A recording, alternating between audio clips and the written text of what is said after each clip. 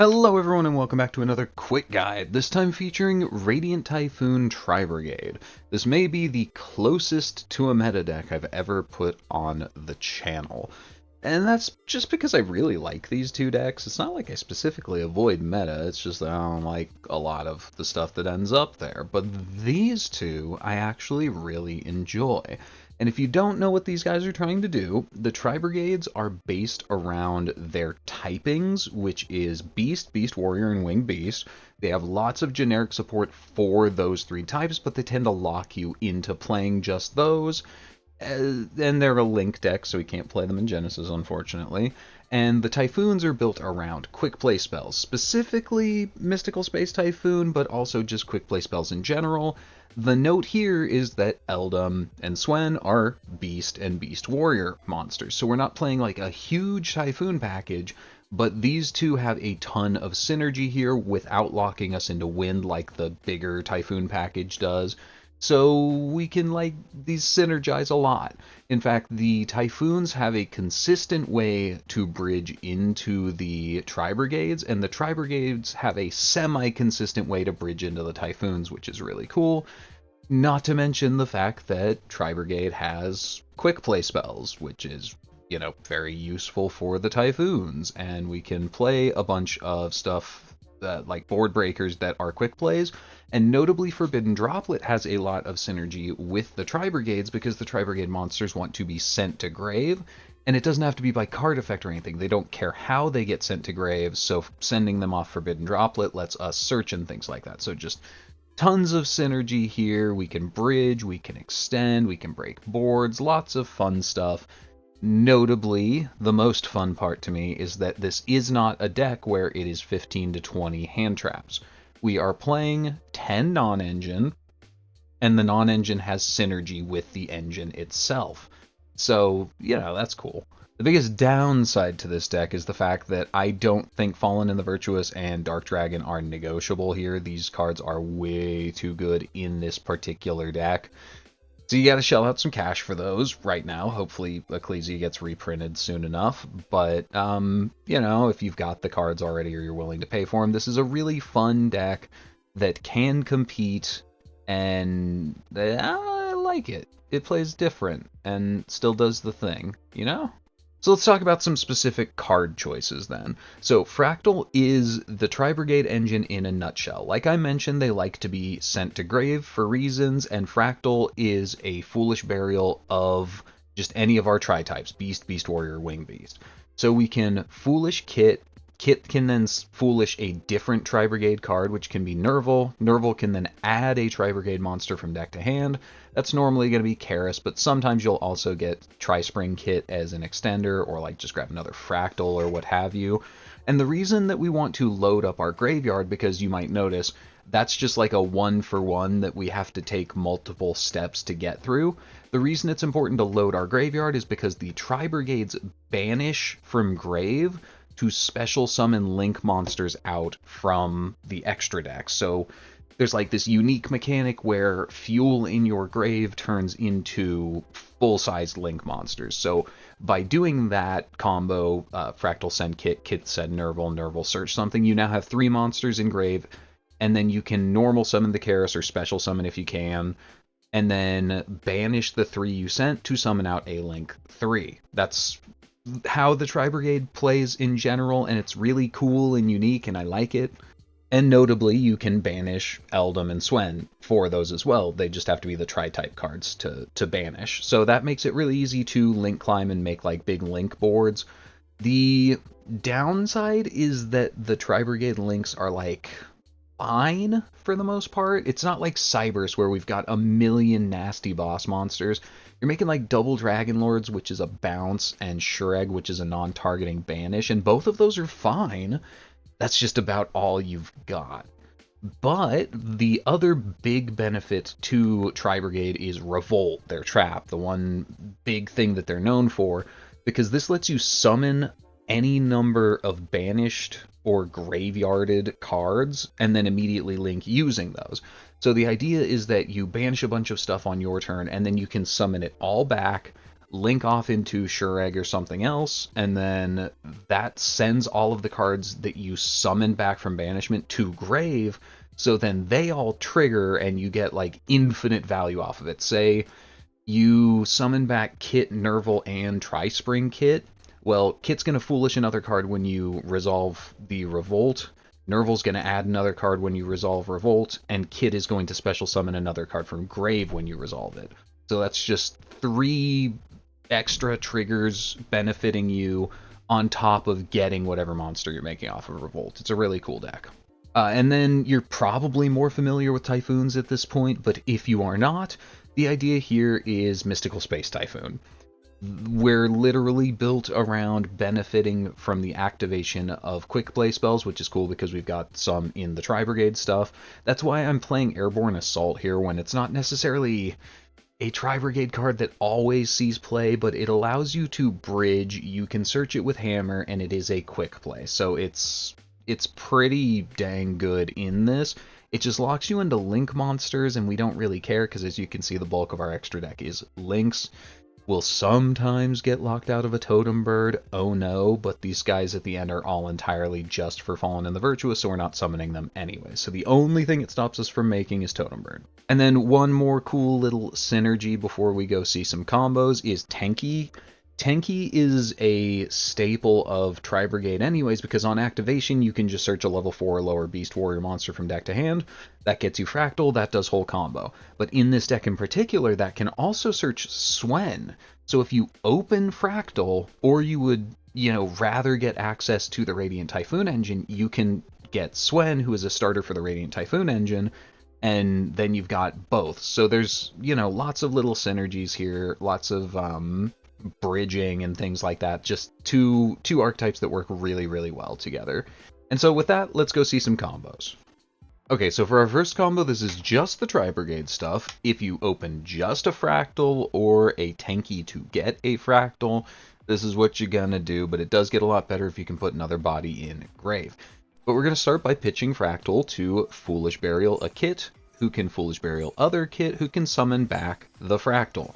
The summon here doesn't matter a whole lot, but if you have a way to put another Tri-Brigade name, like say we have 2 Fraktalls here and we can just normal summon the one in our hand, we wouldn't want to bring back the Fraktall, we would want to bring back the Kit, because that gives us 2 uses of the Tri-Brigade Banish to summon a link effect, if that makes sense. Like, bring back one you're not going to get at any other point in the combo. But we can have Fraktall banish the 2 from Grave to summon out Ferigi. This is where it gets a lot better if you have an extra card to banish. But we just need something to link with here because we're kind of sputtering. So we go into Mouser off of that, who is going to bin both Shureg and Nerval. Shureg can search as Karis, and Nerval can search us Tri-Spring Kit, so that we can normal summon, again, it gets better if you have something to discard, but we haven't normal summoned yet, so we can just normal summon out the Karis and use his effect to go get double Dragon Lords by banishing 2. And then we can special summon out the Kit that we search so that we have 2 materials, go into Bearbrum, and then go into Shureg. Bearbrum triggers when used as link material to add Revolt, and this is why we need the other card in hand, because we just need anything to put back after searching the Revolt. And then this is it. So this is a bounce, a banish, and Revolt's effect to summon back a million guys and then quick link with them, which is going to trigger probably Mouser for a Book of Moon, and then you get a ton of follow-up on top of that. So it's pretty solid. It's like 3 to 4 disruptions off of a 1 card with a ton of follow-up. Cool, cool. Realistically, the only difference here is that you're going to have a free card to put back, so this is a true 1-card combo, but we're going to end on the same board here. But we're going to special summon out Eldum, use his effect to go search Swen, we can special summon out the Swen and grab a card. Whatever we get here is the card that we're going to put back at the end, so it doesn't really matter, but we can link the 2 off for Mouser, who can send Kit and Kit. Kit summons back Kit, and then Kit foolishes Nerval so that we can add Fraktall, so that we can normal summon the Fraktall, and now we have 2 banishes. Unfortunately, we don't have the material to use Fraktall's banish, so we're just going to use Kits, banish a couple, get double Dragon Lords, then we can use both to go into Bearbrum. Bearbrum links off with the Mouser from earlier into Shureg. Then we can go search Revolt and put back whatever we searched.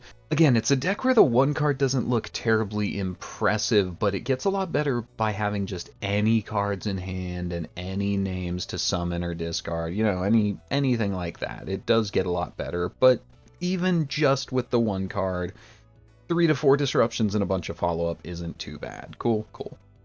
Alright, Typhoon games, it does not matter what we're up against, because the entire week, all I have played against is handtrap.deck. Ugh. This is why I'm not big on Advanced as opposed to Genesis. Well, one of many reasons.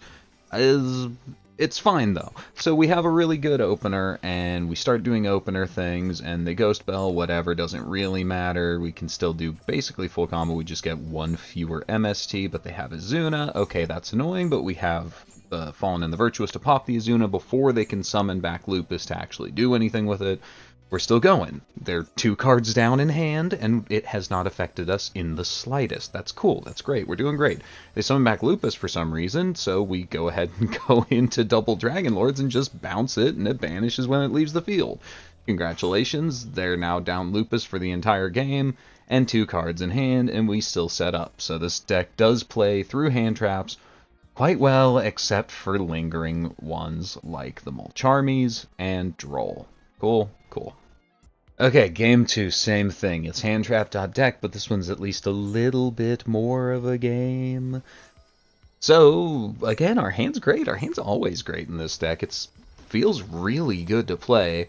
But we get drolled, okay, whatever, so we shift into Tri-Brigade gear. That's the nice thing about the deck. One of the nice things about the deck is that Typhoon folds to droll pretty hard, but Tri-Brigade does not, so we can just shift gears under droll and try to do Tri-Brigade things. But of course they had literally 4 hand traps and a 1-card sharder. That's kind of annoying.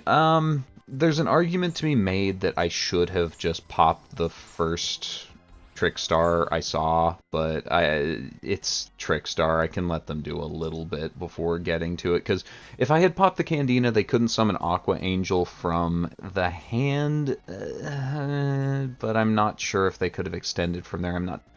I know how Trickstar works, I'm just not, like, perfectly familiar with the cards. I think they might need a Trickstar monster to extend past that point, but they had 1 other card in hand, and I wanted to hold the Fallen and the Virtuous as long as I could, and hope to just, like, MST the Field Spell or something.